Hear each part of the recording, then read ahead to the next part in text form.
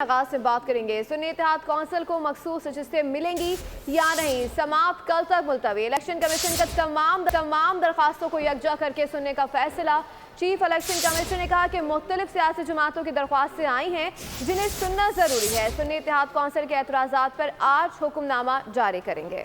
Barrister Gauhar कहते हैं जब तक मखसूस नशिस्तों का फैसला ना हो कोई सेशन नहीं हो सकता। पंजाब और सिंध असम्बली का सेशन गैर कानूनी तरीके से हुआ, दीगर जमातें हिम्मत करें और केस में फरीक बने। उम्मीद है इलेक्शन कमीशन इस बार इंसाफ करेगा।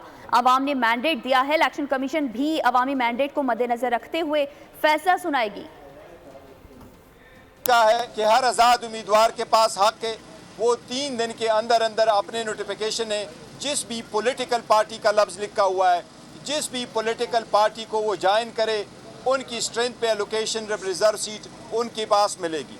जब अवाम ने अपना फैसला 8 तारीख को सुनाया है तो हमें उम्मीद है इंशाअल्लाह ताला इस मरतबा इलेक्शन कमीशन भी अवाम के सुमिंगों का ख्याल रखते हुए ये भी अपना फैसला सुनाएंगे। ये रिजर्व सीटें सुन्नी इत्तेहाद कौंसिल की है कि कोई भी फोरम जब तक रिजर्व सीटों का फैसला ना हुआ हो तो कोई भी सेशन नहीं हो सकता। पंजाब का सेशन गैर कानूनी तरीके से हुआ, सिंध असम्बली का सेशन गैर कानूनी तरीके से हुआ, नेशनल असम्बली का सेशन अगर होगा वो भी गैर कानूनी तरीके से होगा। सब्सक्राइब करें और बेल दबाएं ताकि कोई खबर रह न जाए।